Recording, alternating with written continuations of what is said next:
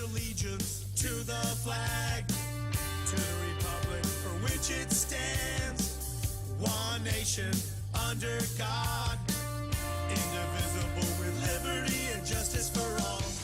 America, America, you gotta fight for America, the land of the free, the home of the brave. We gotta fight America. Change for America, Trump for America. I'll die for America. God bless America. We the people, the red, white, and blue. We hold our value and we hold them true. Lady Liberty standing tall. She stands for freedom, but there's nothing free at all. America, America.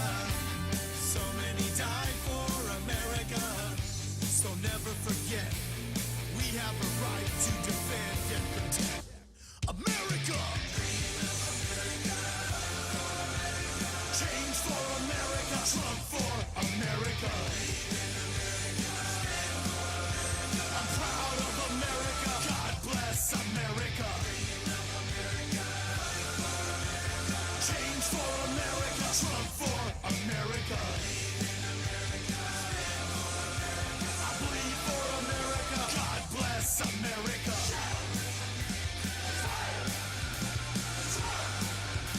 The red, white, and blue.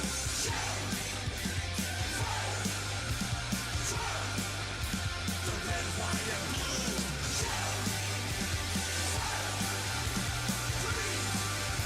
The red, white, and blue. The red, the white, and the blue.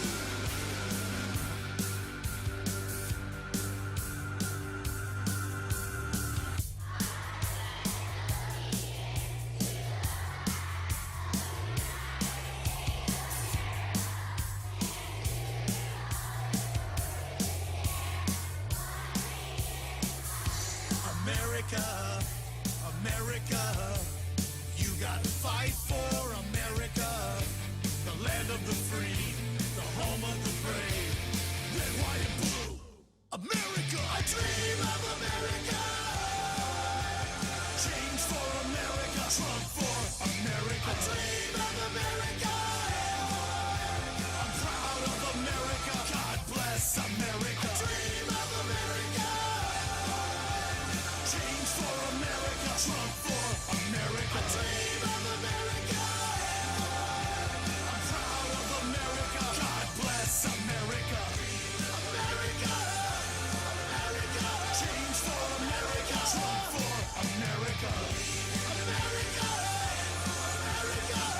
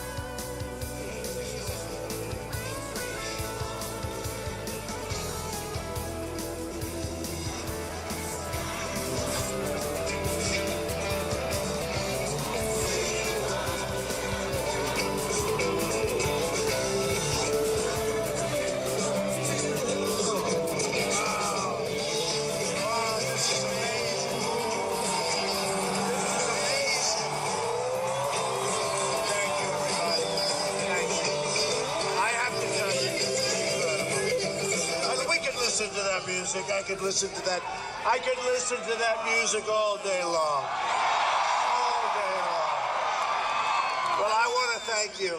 So this is, look over there. Look at this. By the way, there's 3,000 people right there that have to get in. Should we start without them? Yes. Yes. That's amazing. So this is the biggest crowd of the political season by far. We have 30,000 people. 30,000.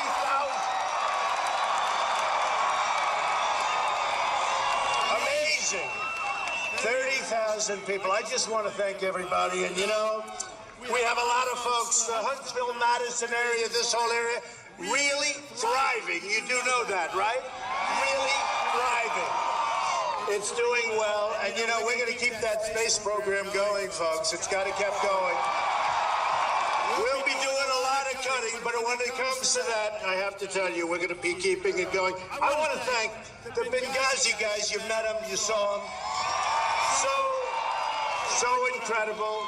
Guts, courage. They know what happened. Amazing guys. So I want to just thank Mark and John very much for being here today. That was amazing. Amazing. You know, I was saying that I have a little surprise, okay? I have a little surprise for you today. And, you know, over the years, I've developed a lot of friendships. And some people are good, and some people are okay, and some people are lousy, right? And some people are great. But I was so honored because I have a man who's respected by everybody here, greatly respected, and somebody that I have a lot of respect for. He's really the expert, as far as I'm concerned, on borders, on so many different things. But when I think of myself now, and when I think of us, we want strong borders. We want the wall.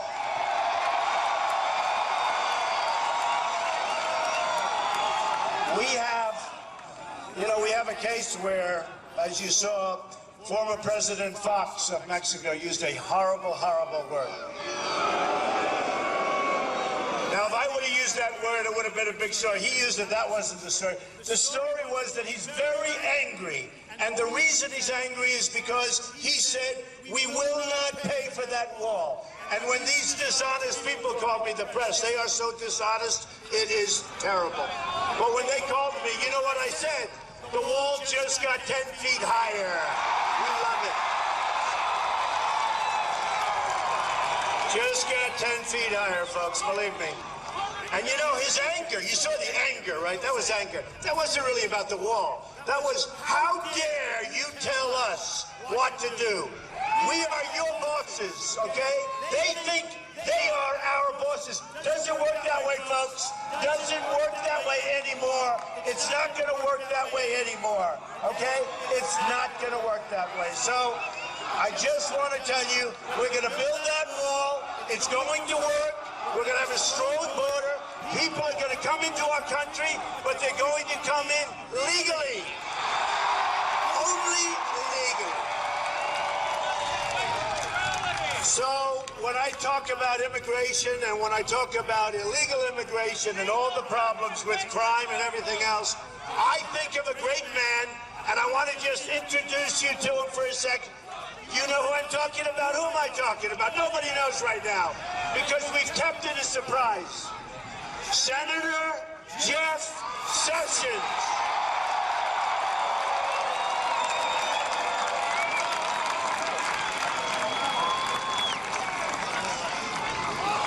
Wow, what a crowd this is. I told Donald Trump, this isn't a campaign, this is a movement. Look at what's happening. The American people are not happy with their government. So some say, you know, you just need to let the people calm down a little bit, and they'll forget it and let it all go. Should we forget it? No, we should not. There is an opportunity this year, Tuesday, and we have the opportunity.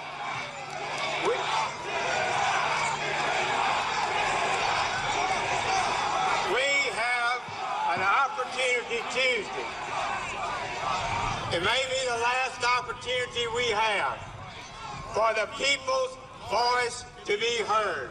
You have asked for 30 years, and politicians have promised for 30 years to fix illegal immigration. Have they done it? Donald Trump will do it.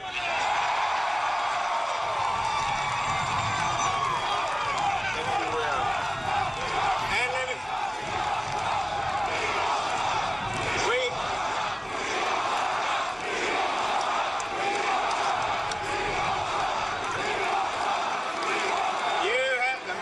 People have known for years these trade agreements have not been working for them.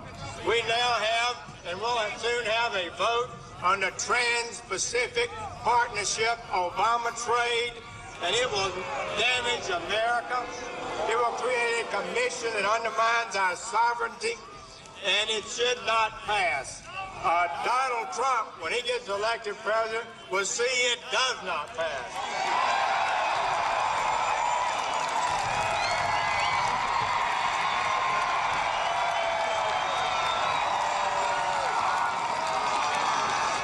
This movement, he doesn't take money from political groups and lobbyists. He is committed to leading this country in an effective way. You know, nobody is perfect. We can't have everything, can we, Mr. Trump? But I can tell you one thing. I think at this time, in my opinion, my best judgment, at this time in Americans' history, we need to make America great again.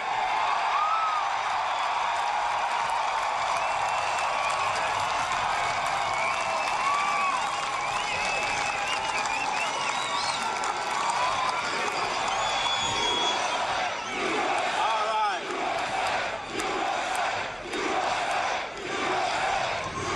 Thank you all.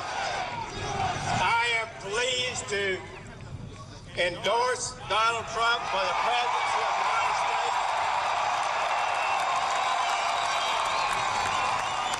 I believe that we're on a lead. Our movement is afoot that must not fade away. It has the potential to have the American people's voices heard for change. The bosses are you. People in Washington are public servants. They serve you. And we haven't had enough of that. Donald Trump, great to have you in one of the greatest cities in the whole world. The Huntsville, Madison area is fabulous. We have maybe more PhDs per capita than any place in the country. We got the best corporate leadership of all over the world. Investing here and hiring people here is what we need for all of America. I'm proud to have you with us. God bless.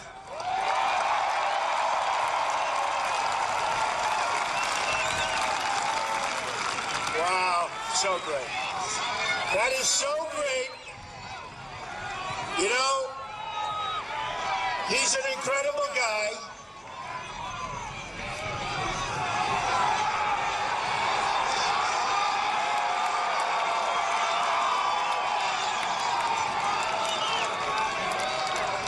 Thank you. Get him out of here, will you?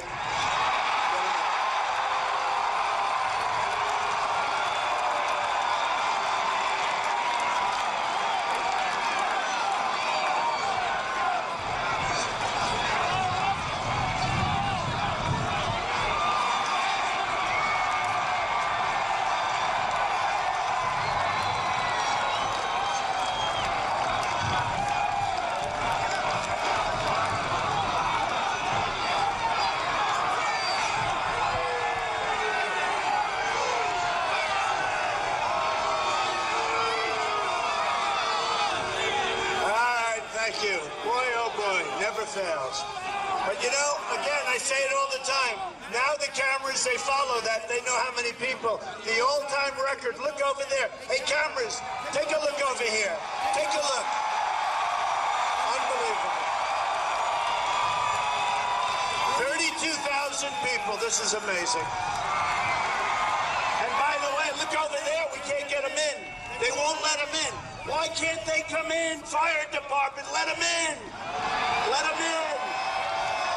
You've got thousands of people over there. Let them in if you can. All right. So look, first of all, that's the first time that Senator Sessions has ever endorsed.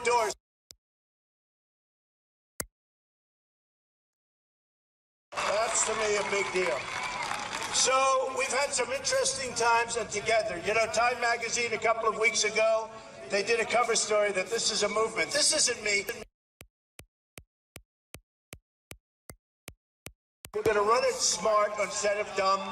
There's never been a time where we've made so many decisions that have been so wrong, whether it's the Iran deal, the borders, like Swiss cheese. We are going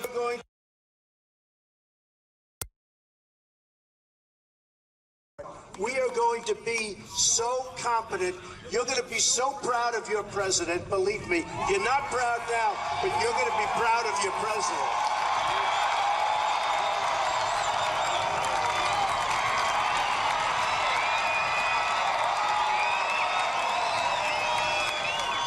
So, over the last period of couple of weeks, nasty things are said, right? Nasty things. Now, Marco's a lightweight, but so many. This guy. I mean, when you're up 20 points in Florida, we're up. The guy, they hate him in Florida. He can't be elected dog catcher in Florida. This guy, you know, I call him Little Marco. He's a nice guy. But you know, I watched. You saw yesterday. I got the endorsement of Chris Christie. Tough guy, good guy, smart, wonderful guy. And he was so enthusiastic. But I watched, when Chris was running, I watched something I don't see often. I watched a man melt in front of me. Chris started grilling lightweight Marco Rubio. And Marco was standing right here, right next to me during the debate, the one before last. And Chris went into him, and I thought it was okay. He mentioned the Obama phrase once. Then he mentioned it a second time. I said, that's strange. And then I noticed he was like pouring water. He was sweating. I've never seen anything like it. I thought he just got out of a swimming pool with his suit on. I said, what's going on? And I'm saying to myself, I hope he's okay.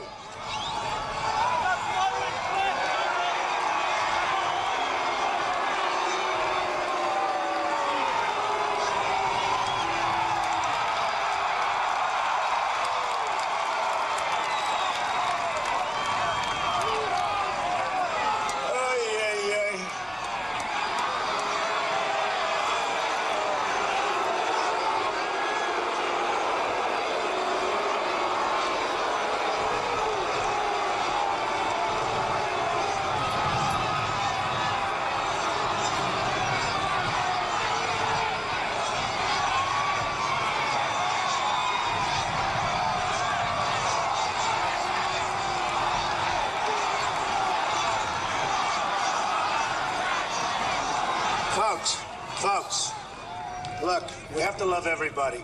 All lives matter. Remember, all lives matter. So, we'll have these little interruptions. So, you know, when you have 32, now it's 35 because it started. When you have 35,000 people, if you have a few protesters, I guess that sort of has to happen, right? So I'm looking at Little Marco, and I say, man, there's something happening with him. And he's like melting. Then he said the phrase a third time, a fourth time, a fifth time. I said, he's just melted down. That's really bad. Then I get ready. You know, I'm a strong guy, believe it or not. I get ready, and I think he's going to faint. Now, we don't need a fainter to negotiate with China and Putin. We don't need a fainter to knock the hell out of ISIS, do we? We don't need a faker. We don't need a guy who's sweating and scared, and I never saw anything like it. So, that's it. Now he wants to act like a big man. Oh, Trump's a con man. Trump's a con man. I'm a con man. I built an incredible business. I filed papers with the federal elections that are so unbelievable. And believe me, if they weren't unbelievable, I wouldn't be here right now. And these guys would have never, ever, they could not believe how great a company I built. And I got to listen to this guy to this guy that took money to build a driveway, and when they caught him, he said, oh, let me reimburse, I used the wrong credit card, right? Took it out of the Republican Party. When you look at what he's done, he takes a house. He buys a house for $178,000 or so. He sells it to a lobbyist for $380,000, a lobbyist that's dealing with him in the state of Florida. You tell me that's what we're going to have as our senator, and that's what we're going to have as our president? There's no way. There's no way. You can't do it. You can't do it. You know, we have a problem. These guys, all of them, I'm self-funding my campaign, folks. I don't care. We're going to make the right decisions. I'm self-funding. But these guys are all taken care of. When you get right down to it, whether it's the drug industry where we don't bid competitively drugs, you know, drugs to make you better. We have pharmaceutical companies and we have an industry. They take care of these people.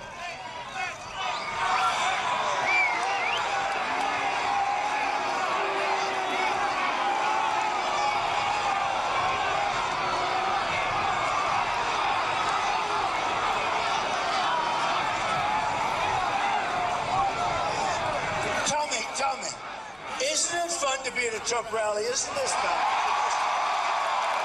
It's part of the deal. It's like part of the deal. I remember, okay, you remember this? I said, well, he's not going to make it. Bernie Sanders is speaking. And these two young women came up and they took over the microphone. Do you remember that? And he walked away. And I said to myself, wow. But you remember they came up, no microphone's going to be taken over from me. I guarantee you that. I guarantee you that.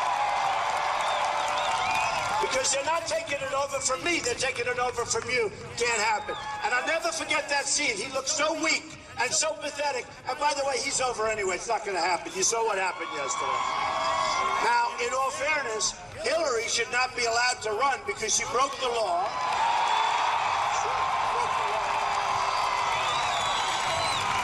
She should not be allowed to run. She's probably protected by the Democrats, but she should not be allowed to run, folks, I'll tell you. You either have laws or you don't have laws, and what she did, you look at General Petraeus, you look at so many people have gotten into such hot water over that and gone away. You know where I'm talking about. And with her, and by the way, did you ever see so many, how do you do 10,000 emails, 20,000, 40,000? How the hell do you do so many emails? Does anybody do emails like that?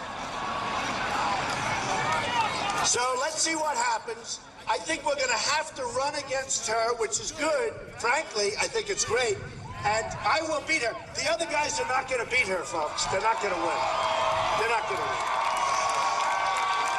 And I guarantee you one thing. We're going to be talking about those emails every moment of every day. And we're going to shame them into doing the right thing. But we're going to beat Hillary. Polls have come out where I'm leading her recently. Polls have come out where I'm USA Today, the Q poll, others. Fox recently came out with a poll. I'm beating her. I haven't even started on her yet, folks. She's not right now part of the equation, you know, to be honest with you. I like to do one thing first. And if you look, take a look at the people. Governor Walker, nice guy, but he attacked Trump, right? Jeb Bush, very nice person, right? Very.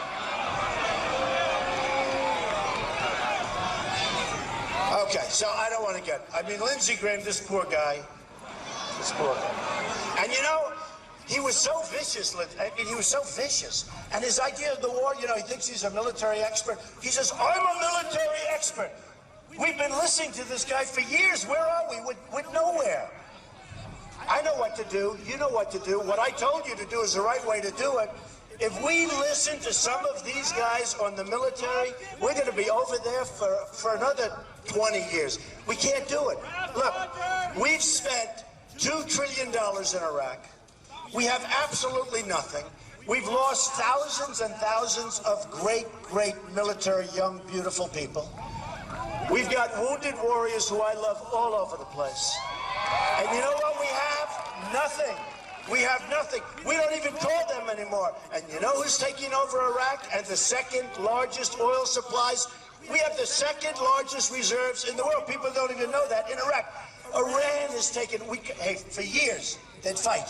They'd fight for years, they'd stop, they'd rest. Then they'd fight for years. Saddam Hussein, gas, they don't like it, everybody complains, they'd stop. Then it goes the other way. They move to, they had the same power. And then we get up, we blast the hell out of one of the power. So now, what happens? Iran is taking over. So not only do they make the greatest deal that I've ever seen made, they got $150 billion. They should have never gotten that money. They should have released our prisoners 4 years ago, not after they get the money like it's ransom. You know, I tell that story all the time. One of the dumbest deals, they never walked. I kept saying, they're going to walk now. They're going to walk now. Because we kept giving up on every single point. In Iran, they were dancing in the streets. The people are dancing. Obama's calling the head, the supreme leader. I will never call him, I promise you, the supreme leader. I will never. But you know what you do? Okay, so let's say 3.5, 4 years ago, they had the prisoners. And you walk in, because this deal was going on forever. Did you ever see a deal so long? And it's a horrible deal.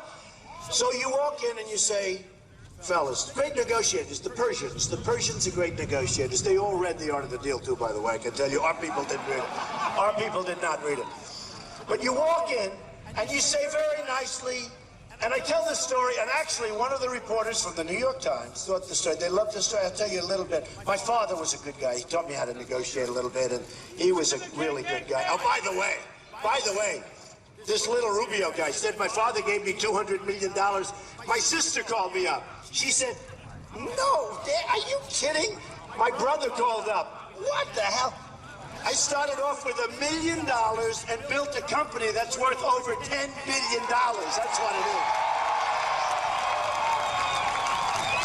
Man, I heard about the $200 million. I said, $200 million. He actually copied a false story from the New York Times. I have to tell you, the New York Times is one of the most dishonest media groups that I've ever seen in my life. One of the most dishonest. Now, here's the good news. It's losing its shirt. It's going to be out of business soon, although somebody's going to buy it as a vanity project. But the New York Times is so dishonest. They did a story recently that was highly inaccurate. They realized it was inaccurate. They agreed with me. I said, are you going to pull it? No. Why? Why wouldn't you pull? If a story's inaccurate. And I said to the press, and they're giving me a little heat, because obviously they don't want this, they have to report accurately. And if they don't report accurately, we, all of us, should have the right to sue them, okay? And you know what? This has nothing to do with freedom of the press, which I believe in totally. But when they don't report accurately, we should have the right to sue them and get them to report accurately and also damages. Because right now, we have libel laws that don't mean a thing. And I will tell you, and it's going to make it tougher, because they'll be tougher on me now. They are so dishonest, these reporters. They are the worst. They are, I think, I'll tell you what, here, I'm running against people. I've dealt with politicians all my life. And watch, you'll leave here, you're not going to see this crowd. They're not going to show the crowd.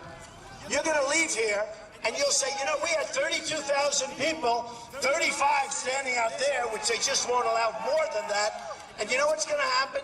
You're going to read a story tomorrow. It's going to say Donald Trump made a speech in front of a, okay crowd. They won't even say okay. But here's the story.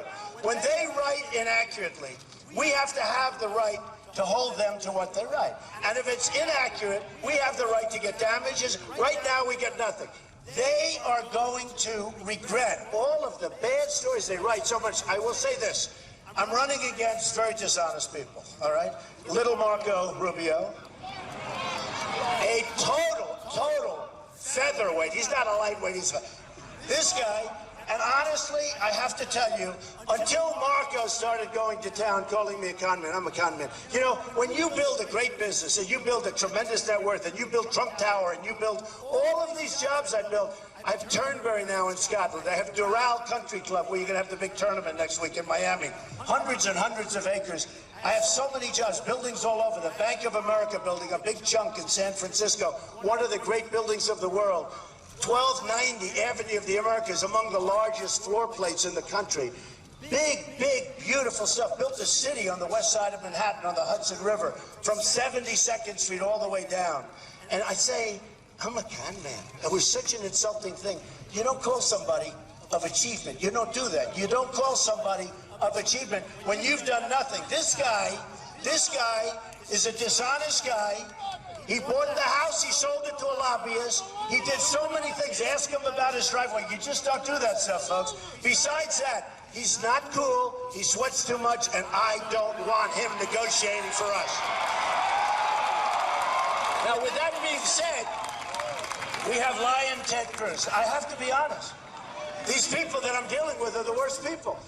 Ted Cruz will get up and say things. I am totally against Obamacare. Anybody that's followed me from the time that thing was implemented, which should have never been allowed, frankly, by the Republicans.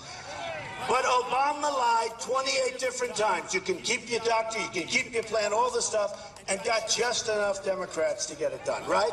And I'll tell you what, when Ted Cruz says Donald Trump likes Obamacare, and he knows it's a lie, when he says other things, I won't even go into it because it's disgusting.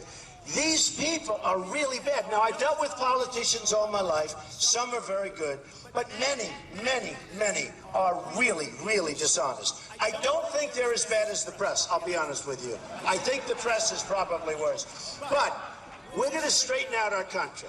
We're going to come up with solutions. When these guys, and you can ask the Disney folks, you can ask the people that came up who were just killed at Disney, killed, where they're being replaced, they have to change jobs, they have to train people.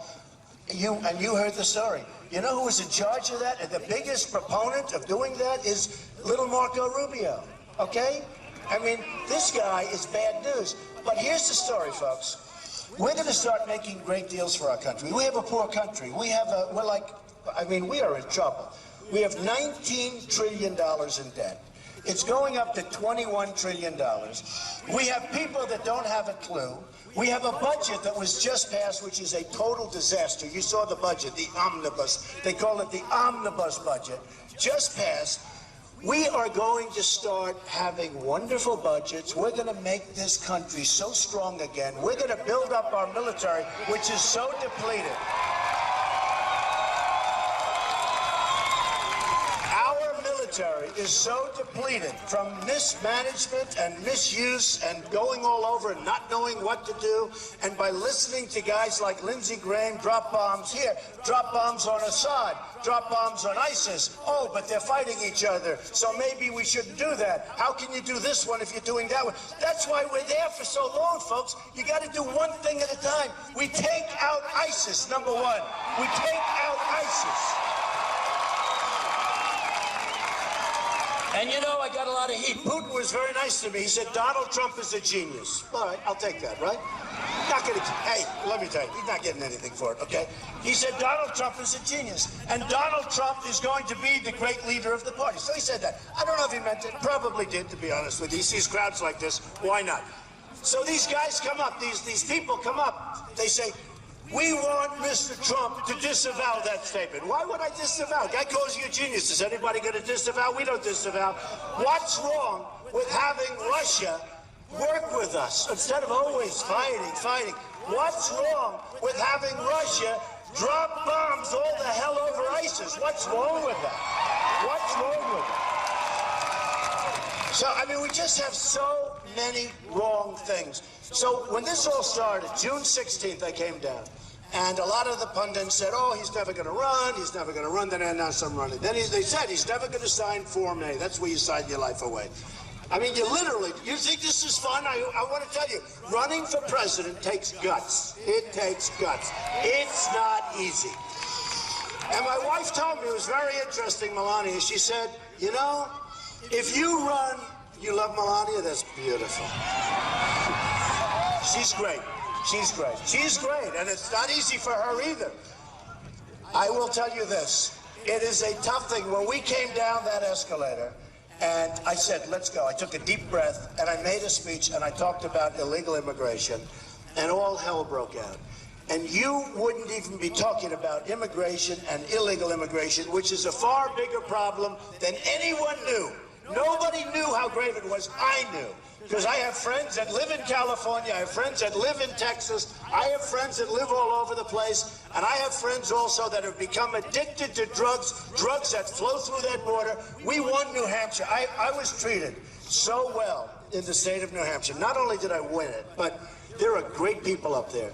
And you go up to New Hampshire and you see the people, and their biggest problem, the first thing they always tell me about is they have a tremendous heroin problem, tremendous. And it doesn't seem right because, you know, the beautiful trees and the beautiful, I mean, everything's beautiful. It's like a beautiful place. And it doesn't seem right. It's pouring through the southern border. We're going to stop drugs for New Hampshire. And I made them a promise. I said, we're going to get this stuff ended. We're going to end it. So I went out and we brought this up and we said, we're going to have strong borders. We're going to have the wall. Mexico's going to pay for the wall 100%. By the way, 100%. You know? These politicians, you know, the other day, I heard two of them. I never heard it before. I heard little Marco, he's up here, and he said, and my wife said to me, I've never heard that before, and honestly, I hadn't. But little Marco Rubio said, we are going to build a wall. It's the first time I said, what happened? He's going to build a wall. Because I thought that we couldn't build it according to these guys. And I heard the same thing from Ted Cruz. They're going to build a wall. Sheriff Joe Arpaio, who's terrific, by the way, he's endorsed me. And let me tell you, Joe Arpaio from Arizona knows about borders. Do we agree? And he endorsed them. So what happened is I gave the speech, and then people sort of were very critical. Rush Limbaugh actually said, I have never seen anybody take more incoming, take a beating from the press. It was brutal for a couple of weeks. Then people started to realize I'm right. And between the crime and the drugs and the economic development that's lost, and by the way, we're going to have people come in, they're coming in legal, we know that, but we have to strengthen up our borders. So I talked about borders, I talked about trade on June 16th. And then it morphed into something much different because you had the attack in Paris, you had the attack in Los Angeles, you had many other attacks. And all of a sudden, people started looking to me for protection and safety because, trust me, I will be so good, I will be so tough, I will be so strong. We are going to protect our country militarily and at the borders. We're going to protect our country. So I went from trade. Now, trade's a big thing. Because you cannot lose $500 billion a year with China, which is what we lost last year. $500 billion with China. And then I hear these very not smart people. I'm trying to be nice. They say, Donald Trump is not a free trader. I'm a free trader. But folks, I'm a free trader. We got to do something. We got to get something out of it, right? I'm a free trader. When we lose $500 billion a year, guess what? I guess I'm not a free trader because it's not going to work that way. I know China very well. I have great friends in China. They pay me tens of millions of dollars for apartments in Manhattan.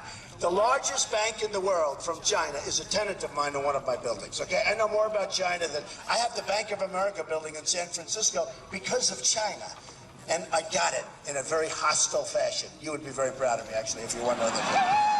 But let me tell you, and China's fine. And by the way, Mexico, I didn't like that leader. I didn't like his filthy language. You want to know the truth? I didn't like his attitude because he thought that, you know, we're supposed to give him everything. Those days are over, folks. But let me just tell you, Mexico is great. And the people are great. I have thousands and thousands of Hispanics working for me and have worked for me over the years. They're great. They're great spirit. They're great people. The problem we have is the leaders of Mexico, the leaders of China, the leaders of Japan, all of the leaders all over the world are smarter, tougher, more cunning than our leaders. Our leaders are stupid people, folks. They're stupid people. And we can't afford it anymore. We have 19 trillion, we can't afford it anymore. We are going to change that so fast. So for the first part, I talked about borders and I talked about trade. And I love talking about trade, believe me, and I say it all the time. I will be the greatest jobs-producing president that God ever created. That I can tell you. The greatest. So I talked about trade, and just so you know, it's not free trade with China. China sends their stuff in here, no tax. We send stuff over there. I have many friends in the manufacturing business. They can't get it into China, and if they do, they pay a massive tariff or tax. Believe me, it's a one-sided deal, and our people don't want to talk about it. But we're going to start talking about it because we're not going to lose that kind of money. You can't. If we're going to remain a country, we have rebuilt China. That is the greatest theft in the history of the world, what China has done to the United States, okay? In fact, the other day, the big banks from China renewed their lease. I said, I can't believe it. You're really renewing it? Yeah, they love the building. It's a great building, what can I tell you? They renewed their lease. I was a little surprised with the way I talk about China, but I talk about it with respect. I wish our leaders were doing to them what they're doing to us. I'd be so happy with our leaders. I wouldn't even be doing this. So we're going to straighten out trade. Let me tell you, I know you've seen the story. About a week ago, Carrier air conditioners. I buy Carrier, the good company. Now I'm going to a different brand, probably Trane. But I buy a lot of Carriers. I buy everything. But I buy a lot of stuff. And I'll tell you, it's all moving. It's moving to Mexico now. It's moving, you know, Pfizer is moving to Ireland. Pfizer. It's a massive company, the big pharmaceutical company. We got to stop it, folks. So here's what happens. They announced, you know, Ford is building a $2.5 billion plant in Mexico, just in case. Nobody did anything, and now they're doubling down. I've been talking about that for 2 years. And now the other day in the newspaper, I said, Ford now is going to double up. They're going to build much more. And the reason is nobody talks to them, and nobody tells them there are going to be repercussions if you do this. So I went to the Wharton School of Finance. You all went to good schools, colleges, or no schools. It doesn't make any difference. Anybody knows if you take Carrier, when they say, and it was terrible, 1,400 people out of a job. When you take Carrier, right, and you say, you're out of a job, we're moving to Mexico, and you had to see the people. They were devastated. They worked there for years, great people. They worked there for years. They're going to move right into Mexico. What the hell good does that do? They're going to make air conditioners. They're going to sell them, many of them, into the United States. No tax, no nothing. So we lose the jobs, we lose the buildings, we lose real estate taxes, we lose all sorts of taxes. We get nothing.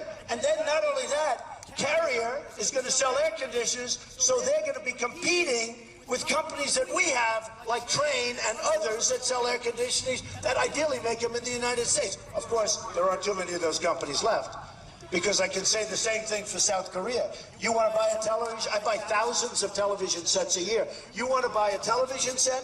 You got to go to South Korea, unless you want to go to Sony, and Sony's a little bit less its way, but we won't say that, okay?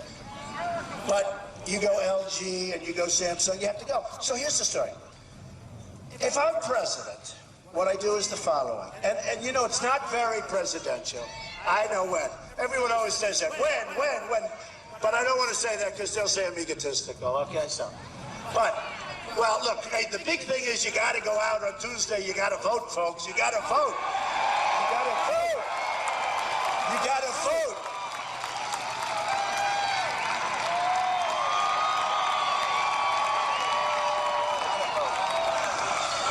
You gotta vote or the movement ends. Our movement, look at that, look at that. Oh, I love that. Look at that amount of people. Boy, I wish you could have gotten a better location. Look at that. I wish the cameras would just focus once on that area.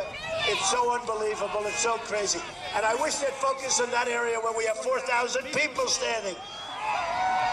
That they won't let in. That's so sad. I don't know. I would have let them in. I mean, why is there a fire hazard when you're standing outside? Why? In all fairness, I'm sure I'd like the fire. I have this problem, you know? I work very hard. My best friends have become fire marshals because every time I go to a place, we need the help of the fire marshals. But usually it's on the inside of a building. And even there, I say, do me a favor, let the people come in because they have to go. You got thousands of people standing out there. How the hell can you have a problem? We're outside. There's no building. We're outside. Let them in, Mr. Fire Marshal, whoever the hell you are. Let them come in. Let them come in. Come on. I don't get it. I don't get it. You know, we have to be, see, that's right. We need common sense in the world, right? We need common sense. You know, if we're on the inside of a building, I say, okay, could you let some in at least? Because we send away thousands of people. I hate it. I hate it. I've gone back to areas just to take care of the people that we sent in. But when you're in a building like, when you're in a thing like this, it's ridiculous. Okay, so here's what we do. It's not very presidential, right? I shouldn't be calling up Carrie. I'm the president of the United States. Now, if one of these other guys heard about it, like Rubio or like Cruz, number one, they don't care, you're right. Number two, they're taken care of, and a lobbyist will see them and say, you can't do that. The lobbyist represents, and he's this, and they gave you money. Okay, so nothing's going to happen. But me, I'm not asking. I have turned down so much money. I feel so damn foolish. I tell people, my whole life is about money accumulation. I tell people, I'm sort of greedy. It's like money. That's what I do, money. I care. Now, I tell people, I have a friend who's a great guy from Las Vegas, a very, very powerful guy, very big guy, Phil Ruffin, very rich guy. He wants to give me $10 million. Another one wants to give me $5 million. I have guys want to give me 20. They'll give me anything I want. I would have the greatest fund ever assembled by mankind, okay? And I keep saying, no. And Phil comes over and says, Donald, sees me a month later, when can I give it? No, I don't want it. And I sort of feel foolish. I've never done that before. I feel like, what am I doing? I keep turning down. And I don't even know if people appreciate it. I'm not sure that they appreciate it. I don't know. I have a man who's a member of the Mar-a-Lago Club. I like you too. I actually love you. I love everybody here. I tell you. Every poll says that Donald Trump has by far the most loyal people. That, I shouldn't say this, but they say, I can do anything and they still love me. And you know what? You can do anything and I'm still going to love you too, believe me. So I have a member of the Mar-a-Lago Club, very, very rich guy, tremendously rich guy. He's in the credit card business and he's fantastic. And he says to me, Don, I'd like to give you as much money as you'd want for the campaign. Don't forget, I've been #1 since I started, right? Since June. I mean, we started off at 5%, 7%. Every time we'd go 5%, and these guys would say, well, he's reached his cap. Then the next week it goes to 12%. And these people back there, this moron, Karl Rove, he's a total moron. You listen to guys like Karl Rove, you are never going to win another presidential election, I will tell you that. But Karl Rove, I mean, he is the worst. Anytime I see him, I say, turn off the set. He still thinks Romney won the election. Do you know that? He's going around, Romney won the election, he won the election. You listen to these people, you're never going to win again, folks. I'm telling you. So then I go to 12%. And they say, oh, he's reaching out. Then I go to 20%. Then I went to 24, 25%. Then I went to, and every time. Now today, Reuters has me at 44% national.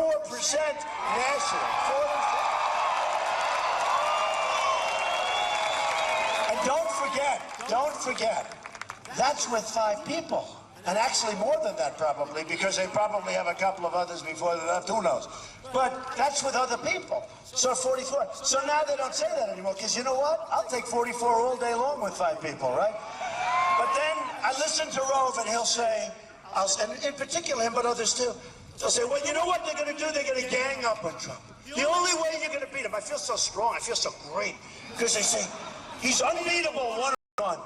And you can't beat him in the debates. You have to gang up like these 2 morons. They ganged up. Did you see them? They're shaking hands. They're waving to each other. I'm standing in the middle. And by the way, every single online poll said I won that debate. Every single one. But did you see them? Did you see they're behind me? They're shaking hands. They're high-fiving behind. What a bunch. Hey, folks, can I be honest? We just want to make our country so great. I mean, what's the big deal? We want security, we want good health care, we want to get rid of Common Core, we want to strengthen our Second Amendment. We want to have our Second Amendment. They want to decimate our Second Amendment. It's not going to happen. There are certain things. We want to have a good life. We want to have a wonderful family. We want to have a great job. I mean, what's the big? We want to take care of ourselves. And, you know, this whole thing with the viciousness and the stupidity and the craziness, we want to do it right. But, so Karl Rove said, well, he has 45. I had just won Nevada, and it was a big victory. I won by so much. And we had just won also, you know, shortly before that, we won South Carolina, big. And that was supposed to be, don't forget, that was supposed to be Ted Cruz's stronghold. High evangelical population. I love the evangelicals. They are so good. I'm leading with evangelicals everywhere. Because they want competent people. They want somebody that's going to finally, they are so tired of listening to these dead, boring, do nothing, all talk, no action politicians. They can't do it anymore. Jerry Falwell Jr. has been one of the endorsers. He's been great. He's been so great. Sarah Palin has been a great endorser. She's been a great. But Jerry, and she's a terrific person, by the way. Jerry Falwell Jr., Liberty University, they have done such a job. And he said two things that I really loved. First of all, everybody goes through, everybody knows Jerry. Highly, highly respected. Every candidate, automatically, they go through Liberty. And you know what they built there as a college and university is incredible. But Jerry Falwell Jr., he said, Donald Trump most reminds me of my father, which was a great compliment because I knew of his father. I knew him a little bit, but he was terrific. But he said, my father had to make a decision. And he had Jimmy Carter, who was a person that read the Bible, knew the Bible, taught Sunday school, and he had Ronald Reagan, who actually wasn't quite as good in terms of the Bible, but he felt he was going to be a much better leader. And he took a lot of heat because he went and endorsed Ronald Reagan instead of Jimmy Carter.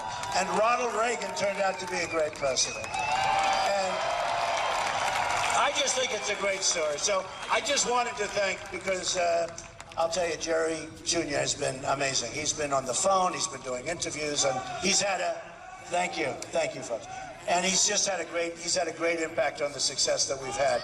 So what we're going to do is we're going to turn things around. What we're going to do is we're going to turn trade. What we're going to do is the following. I'm telling you about Carrier. It's not presidential. I will call Carrier. I can get, and by the way, just so you understand, we have the greatest business minds in the world. We don't use them. We use political hacks. Political hacks. Oftentimes they get there because of contributions to these candidates. We have political hacks negotiating the biggest deals in the world. These trade deals are the biggest deals. No company has deals like this. So we are going to use, and I know them all. I know the good ones, the bad ones, the overrated ones, the ones you never heard of that are better than all of them.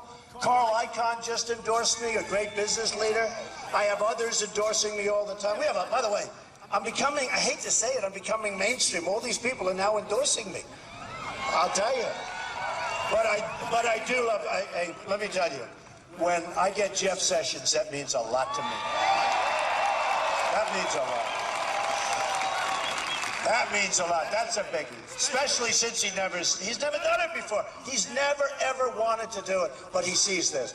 So I would say to Carrier, look, I want to do it myself. I'm going to want to. I know it's not presidential. These characters in the back, they're going to say, Donald Trump would call up as the president, Carrier. You know what? I'll do it. I'll do it quietly. I'll say here. They'll say, oh, the president of the United States is on the phone, right? And I'll say, listen, Mr. So-and-so, here's the story. I hope you enjoy your plant. I know it's going to be beautiful. I love the fact that you're going to put a lot of Mexicans to work. I think it's a wonderful thing. But, you know, you hurt a lot of people in the United States, and you're closing up plants, and it's costing us a lot of money, and I know you're going to sell those air conditioners back in the United States. So here's the deal. Here's the deal, and enjoy it. You're going to make air conditioners in Mexico. Every single time you sell an air conditioner in the United States, you're going to pay a 35% tax. Every single time. And by the way, I hate to tell you this, I would say the exact same thing to Ford, and I would say the exact same thing to Nabisco, and I'd say the same thing to every damn company that wants to leave our country.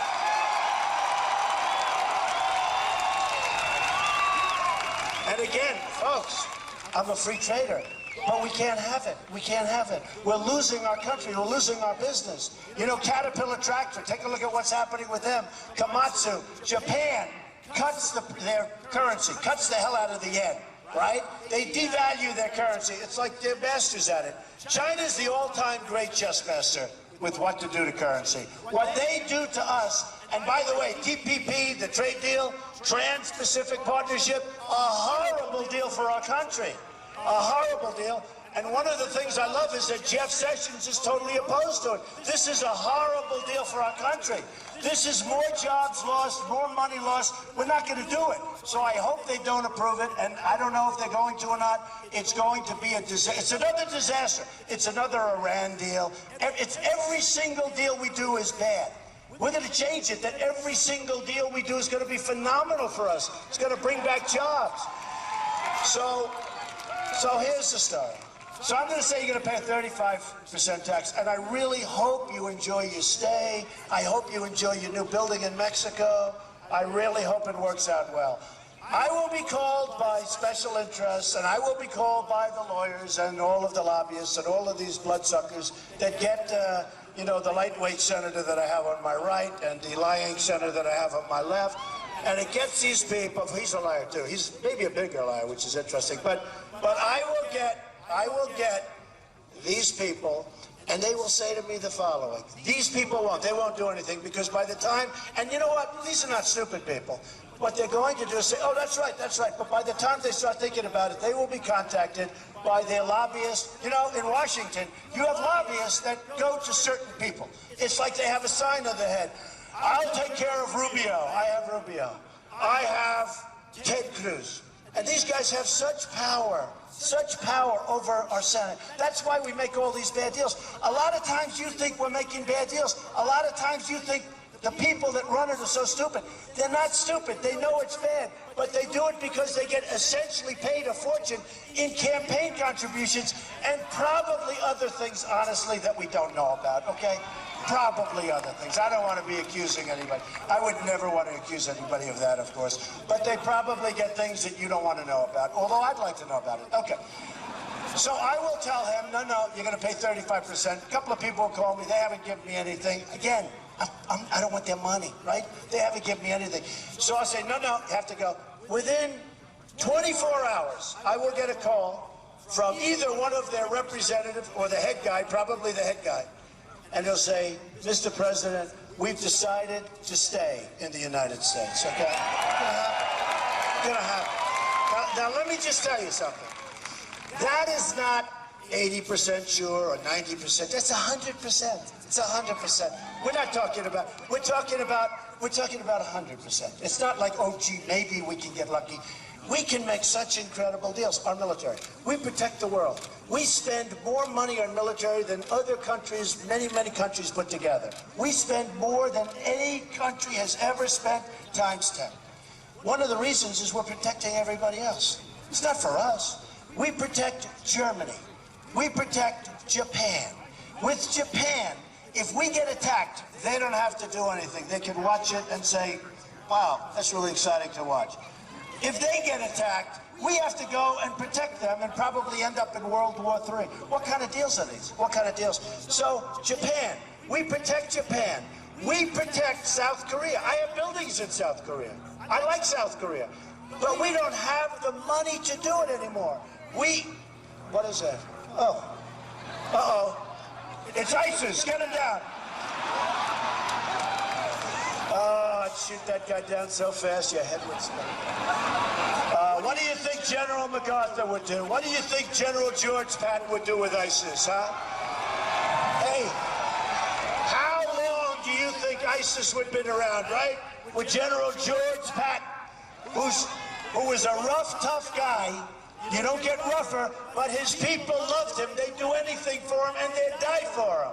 We don't have that today. Today we have generals that go on television and say, well, you know, ISIS is very tough. It's very, believe me, we have the right people. We have the right minds. We have the great military. It is seriously, by the way, it is seriously depleted. General Oriano, when he left, again, he goes on television. People shouldn't do this. He goes on television and he says our military is the most depleted of any time that he's ever seen or heard of. That might mean from the beginning. Now, honestly, he's a good man, but he shouldn't say that. Why should we tell the enemy that?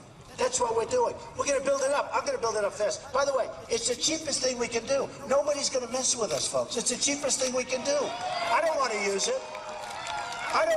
it. But it's the cheapest thing we can do. So We are going to buy and we are going to get all of these countries that are making a fortune. South Korea is making a fortune. Germany is making a fortune. Japan with the cars, millions of cars, we send them practically nothing. These deals are no good. They're going to come up and they're going to pay. And they're going to pay for protection. And we want to be very nice. And you know what? We'll have a better relationship with them than we do now. We don't even have a good relationship. China is building a military fortress in the South China Sea. They did not go through the environmental impact process. Do we agree? I don't think they're worried about the snails and the fish and the snakes.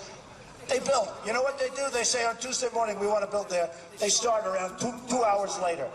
With us to do that, it would take 45 years of environmental impact studies. Oh, this country. Obama, he's always talking about the carbon footprint. He has a news conference. He talks about the carbon footprint. Then he takes Air Force One, an old 747 with engines that spew it, right? And he flies to Hawaii. And he plays golf, and he's there for almost like 3 weeks. This guy plays more golf than the people on the PGA Tour, I'm telling you. More. So, we're going to get our jobs back, folks. We're going to get our jobs back. We're going to take care of our military. We're going to do such an incredible job. We're going to take care of our vets. Our vets are treated so badly. The illegal immigrants, in many cases, and I'm serious about this, are treated better than our vets, and they get more than our vets, and we're not going to let that happen anymore. We're not letting it happen. So we're going to make unbelievable trade deals, and we're going to become a rich nation again. You know, recently a woman came up to you, a very nice woman, beautiful woman. She said, Mr. Trump, I don't like one thing you say. I love you as president. I think you're going to be great. But please don't say we're going to become a rich nation again. It doesn't sound good. I said, no, it sounds so great. Because we can't become great unless we're going to become rich again. We can't become great if we're losing $500 billion a year to China and hundreds and hundreds and hundreds of billions of dollars to every other country. We don't make good deals anymore. So here's the deal. I don't want your money. I don't want anything. You know, other guys come up, please send money to such and such an address. Even if I don't want any money, I don't need any money. I want you to do one thing. On Tuesday, this is our movement. This is our movement. Happy birthday. It's his birthday. It's his birthday. You believe this? I love you. Can you hear me over there? I love you people. I love you. I love you people. Man, is that a lot of people. I love you people.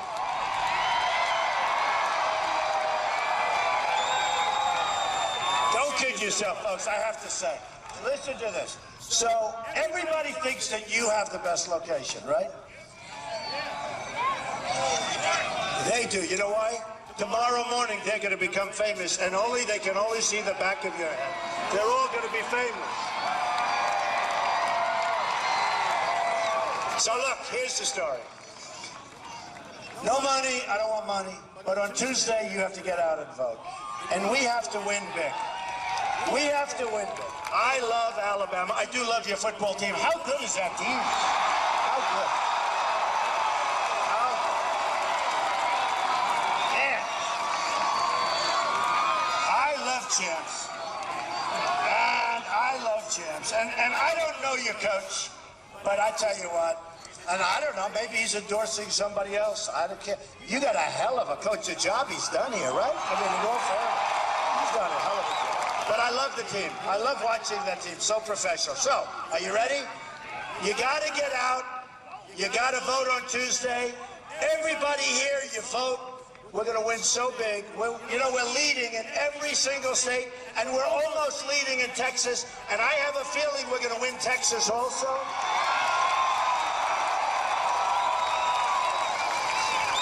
And we want to keep this movement. You know, one of the big writers said, in the history of politics in the United States, and I don't even understand it, they said there has never been anything like this that has ever happened. They have never seen anything like it. It's so amazing. They call it a phenomena. You're a phenomena. We're all a phenomena. You're a phenomena. So here's the story.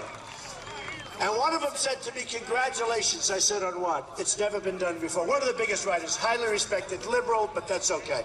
He said, it's never been done before, what you've done. I said, what have I done? He said, what you've done, the crowds, the enthusiasm, you've changed politics. Don't forget, I spent my money. I've spent less money than some of these guys. Some of these guys, one of them spent $158 million, and he was close to last place. And I spent peanuts, and I was first place. Wouldn't it be nice if our country could do that? Wouldn't that be great? Right? Wouldn't that be great? And we'll do that. In education, so important because it's about the American dream, right? I always say, the American dream is dead, which it is. The American dream is dead, but we're going to make it bigger and better and stronger than ever before. But, to be a piece and to get a piece of the American dream, education is so important. It's so, kids, all you kids out there, just go and do something you like and listen to your parents, but education is so important. So in the world, the top 30 countries, we're last. And yet we're first in money spent. So we're first, we spend more money per pupil by so much more than number two. You wouldn't even believe it. It's like number two doesn't even exist. So we spend much more money than anybody else per pupil, and yet we're last. You have Sweden, you have Norway, you have Denmark, you have China, and we're number 30. You have countries on that list that you've never even heard of, and we're number 30. So we spend the most, and we are the worst, okay? We are going to change it around, folks, and that goes with purchasing. That goes, we are going to purchase, we're going to start competitive bidding in the drug industry. We don't competitively bid. We're losing billions and billions and billions of dollars. We don't even bid stuff. We don't bid properly in the military. How often do you read where they're getting a plane that they don't want? Because that company has more political muscle than the company that makes the plane that everybody wants, which is cheaper, faster, better. I mean, I see it all the time. It's terrible. Those days are over because nobody's taking care of me, folks. Those days are over. So here's what I want. You are going to go on Tuesday, hopefully.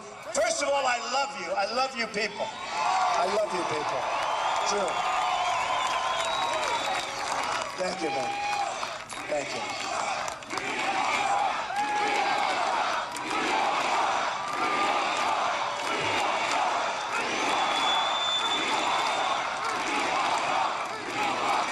Thank you.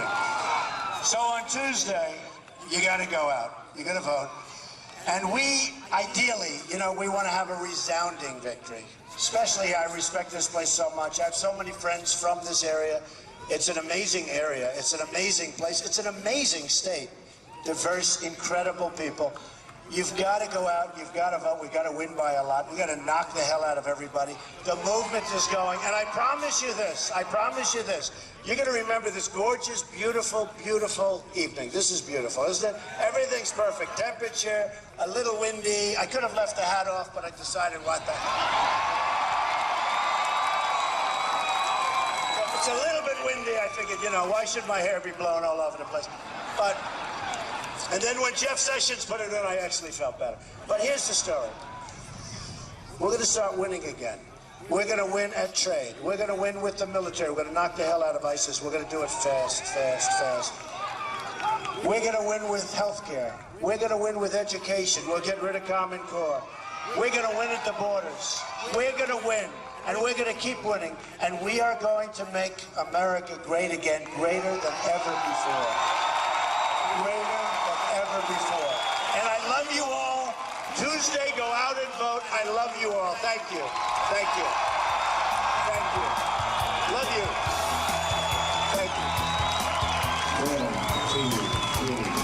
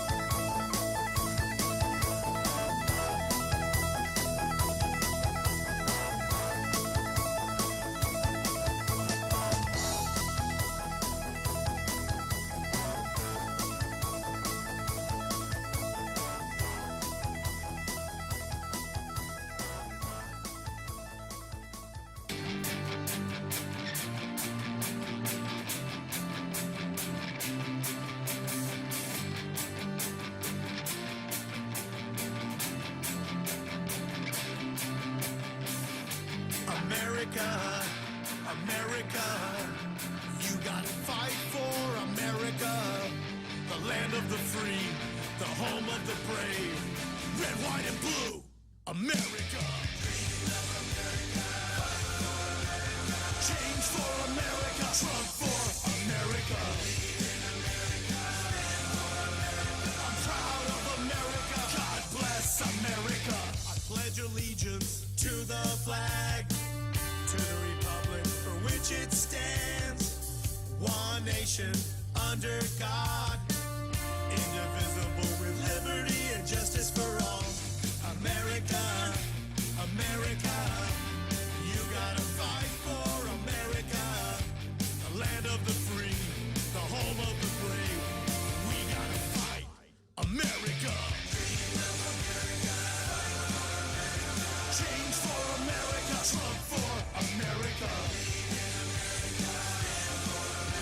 I'll die for America. God bless America. We the people, the red, white, and blue. We hold our values and we hold them true.